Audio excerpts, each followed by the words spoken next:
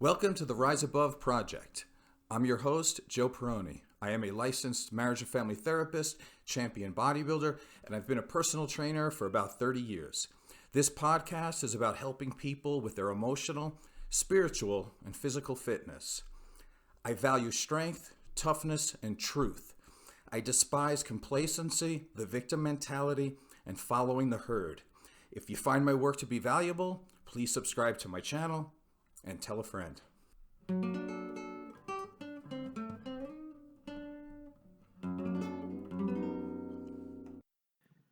Today's show is going to be about creating a screening process to find a lifelong partner. So this is part 2. So let's assume that you have listened to the last show and have been working on the 17 questions that I gave you. If you did, you will have improved your personal psychology, started processing your childhood traumas, and dropped many of your grudges and resentments. Now it's time to share your authentic self and meaningful life with a worthy partner. And now that you can mostly trust your decisions, knowing that they are based on strength and not weakness, it's time to develop a strong screening process to narrow down the field for you. If you want to be happy in a long-term relationship, I'll give you the most simple, most foolproof way to maximize your chances. Choose a partner who is already happy, has an optimistic view of life, and has a high degree of life satisfaction.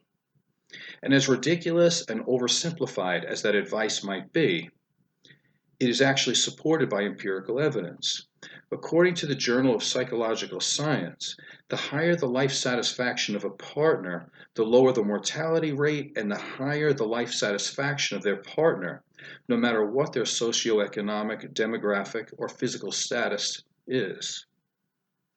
Your partner's demeanor is a big contributor to the quality of your relationship, and relationships largely decide the quality of your life. Most people falsely believe that the attraction they have toward another person is all about their partner, but it's much more narcissistic than that. People fall or grow in love with how they feel and who they become while in the presence of another person. If you smile, laugh, and share more than usual with someone, it is because they are creating an environment for you to shine. And they need to get credit for this because it's a good quality. But don't forget that they can't bring out those qualities unless they already exist within you. It is important to be comfortable with a potential partner. Usually this feeling is cultivated by being with a partner who is non-judgmental, empathetic, and spends more time listening than talking. Some people tend to dominate conversations and don't make an effort to understand another person's point of view. This can be self-serving in a conscious or an unconscious attempt to make other people think that they are important and powerful. But people who ask questions, listen to the answers, and who give their time and attention make other people feel important. So it's the difference between a potential partner walking into a room with the attitude of, "Here I am," as opposed to, "There you are." The important question is, how do you feel when you are with this person? The best bet for a long-term partner is the one who you can be yourself with, feel respected, and the person who supports your personal growth. If at any time you have difficulty choosing the right partner, you must go back and do an inventory on yourself. In weak moments, it may be difficult to trust your own feelings. And this is because many people have a gravitational pull toward choosing those who treat us in familiar ways, which may have been destructive, rather than those who treat us with the proper love and care that we deserve. With awareness, you will be able to destroy the familiar destructive dynamics of your past and create new pathways. The Big Five personality traits has a significant predictive association with romantic life, including marital success and satisfaction. The Big Five personality traits are a scientifically supported theory in which each trait can predict a person's typical behavior in different situations over time. Let's take a look at each trait and see what the evidence may suggest if your potential partner has that trait. Number one on the list, neuroticism. That's not eroticism, that's neuroticism with an N. People who score high on the neuroticism scale are anxious, highly reactive to stress, volatile, and are prone to experiencing negative emotions. Neuroticism is the trait that most strongly predicts your relationship destiny, but it's for the worse. Many empirical studies suggest the neuroticism of one partner is all it takes to create dissatisfaction for both partners. High neuroticism is correlated with low resilience, which may turn small disagreements into big disagreements, and big disagreements into breakups and divorces, or maybe worse.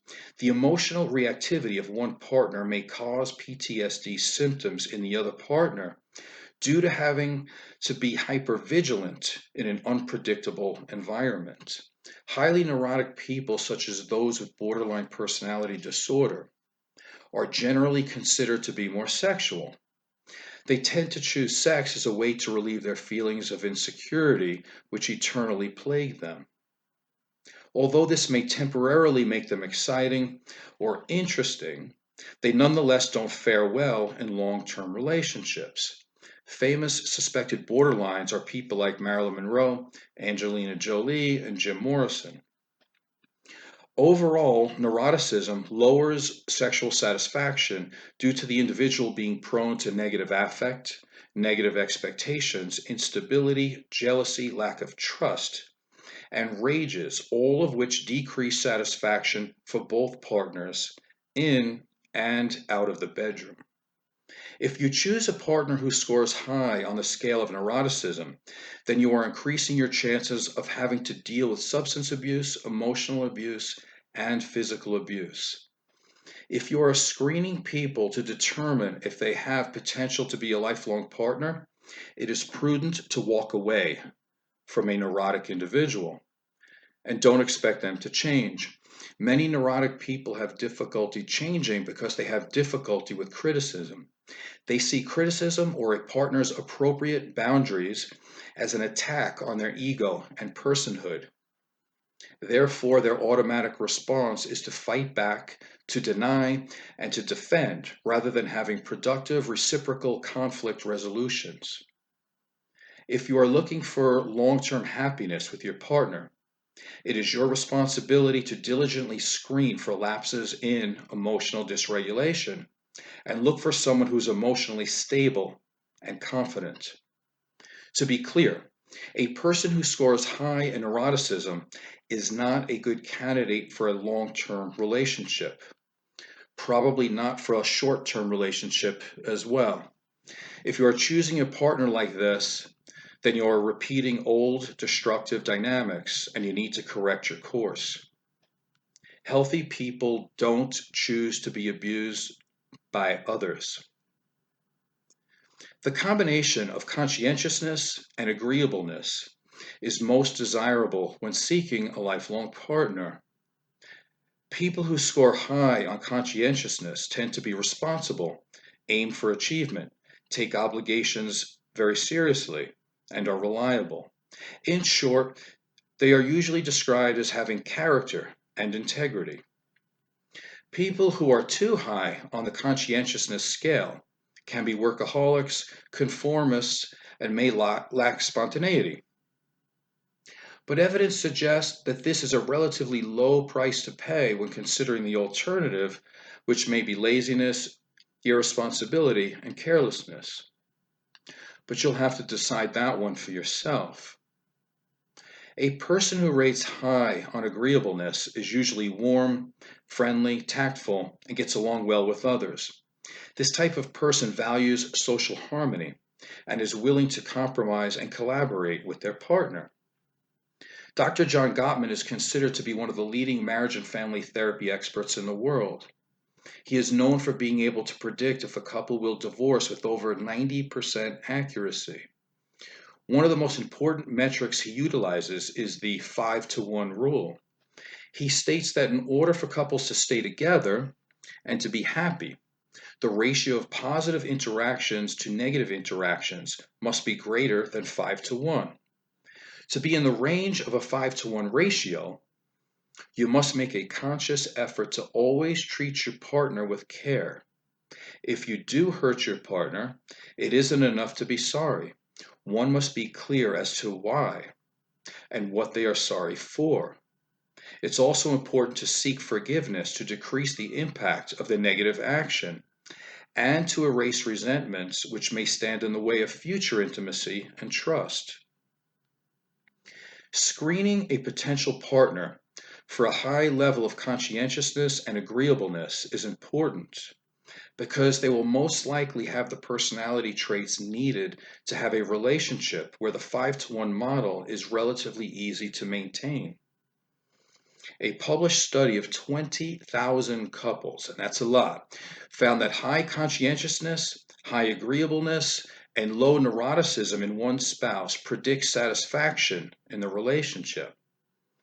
Some people are attracted to those who score lower on conscientiousness and agreeableness. These antisocial traits can be attractive to some because some people see these traits as examples of rebels, fun, bad boy types, and those who tell it like they see it. However, it's important to note that low agreeableness and low conscientiousness highly correlates to infidelity, casual sex with strangers, unprotected sex, and having a large number of partners. Evidence suggests someone like this might be a good candidate to go to Coachella for the weekend, but if you want a lifetime partner, you should probably run the other way. Again, if you are considering a partner like this for the long term, you are looking for negative psychodynamics that are familiar at the expense of breaking your legacy and allowing love into your life. And you know that you deserve better, so choose wisely. The trait of extroversion is a double-edged sword. Extroverts tend to be socially connected, happier, and more charismatic than introverts. They tend to be better skilled at relationships, but they can also undermine those relationships due to their adventurous side. A 2008 study with 13,000 participants from 46 different countries found high extroversion to be positively correlated with interest in short-term mating, unrestricted sociosexuality, and less interest in monogamy. High extroversion and low conscientiousness in men predicts lower marital satisfaction and a higher percentage of divorce, of course. A person who rates high on the openness to experience scale may have more creativity and curiosity, but studies suggest openness has only a very minimal positive effect in romantic relationships. The Hexaco personality inventory is similar to the 5-factor model, but it adds one very important domain. And this domain is the honesty and humility domain, which it helps predict traits such as narcissism and manipulation. People who rate high on the honesty humility scale tend to be sincere, modest, are not entitled, feel little to no inclination to break rules, and are very genuine. People who score low on this scale flatter or pretend to like other people for personal profit, are motivated by materialism, and have a strong sense of self-importance. They are more loyal to themselves than they will ever be to a group or to a partnership. To make matters worse, they can be predicted to have the dark triad of personality traits, which include narcissism, psychopathy, and Machiavellianism. A healthy, independent person who has been working on their soul would not consider a person low on the honesty humility scale to be a worthy partner.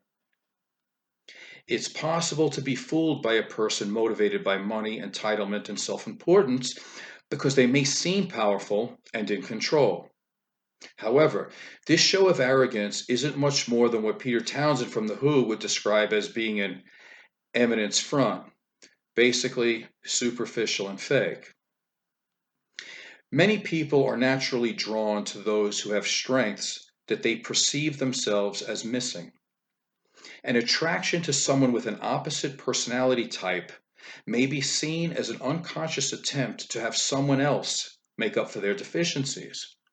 Thereby, both partners gain a fraudulent sense of completion. On a personal note, in my past, I was painfully shy, which unconsciously led me to be attracted to overly gregarious and open to experience women. Conversely, overly extroverted, low conscientious women were attracted to my stoicism and my stability.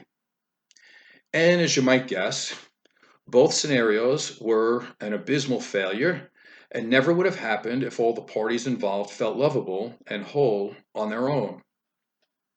Thereby, there wouldn't be compelled to use another human being to complete their life's jigsaw puzzle.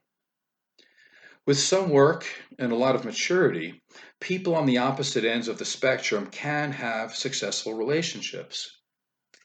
However, empirical evidence suggests that most people in successful relationships do find partners who share common interests, common perspectives, and are considered to be on the same wavelength.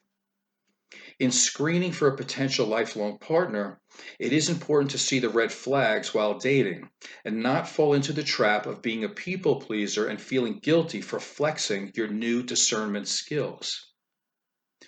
If you were taught that judging others is wrong, then I would invite you to consider that you are not judging.